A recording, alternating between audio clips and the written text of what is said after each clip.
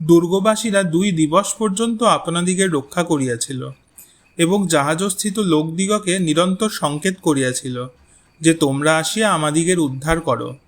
এই উদ্ধার করা অনায়াসেই সম্পন্ন হইতে পারিত, সন্দেহ নাই।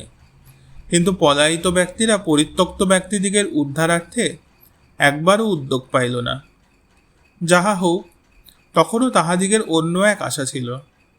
রয়্যাল জর্জ নামক এক জাহাজ চিতপুরের নিচে নঙ্গর করিয়াছিল। হালওয়েল সাহেব ওই জাহাজ গড়ের নিকট আনিবার নিমিত্ত 2 জন ভদ্রলোককে পাঠাইয়া দিলেন, কিন্তু দুর্ভাগ্যক্রমে উহা আসিবার সময় চড়াই লাগিয়া গেল, আর উঠাইতেও পারা গেল না। এইরূপে দুর্গস্থিত হতভাগ্য লোকদিগের শেষ আশাও উচ্ছিন্ন হইল। 19 রাত্রিতে বিপক্ষেরা দুর্গের চতুর্দিকস্থ অবশিষ্ট গৃহ সকলে অগ্নিপ্রদান করিয়া 20 পুনর্বার পূর্বাপেক্ষায় অধিকতর পরাক্রমপূর্বক আক্রমণ করিল। হালওয়েল সাহেব আর নিবারণ চেষ্টা করা ব্যর্থ বুঝিয়া নবাবের সেনাপতি মানিকচাঁদের নিকট পত্রর দ্বারা সন্ধি প্রার্থনা করিলেন।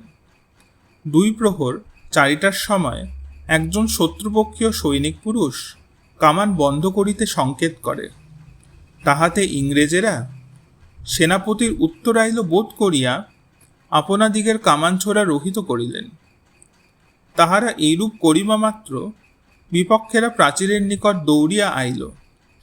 প্রাচীর লঙ্ঘন করিয়া দুর্গ মধ্যে প্রবেশ করিবার উদ্যোগ করিতে লাগিল এবং তৎপরে 1 ঘণ্টার মধ্যেই ওই দুর্গ অধিকার করিয়া লুট আরম্ভ করিল।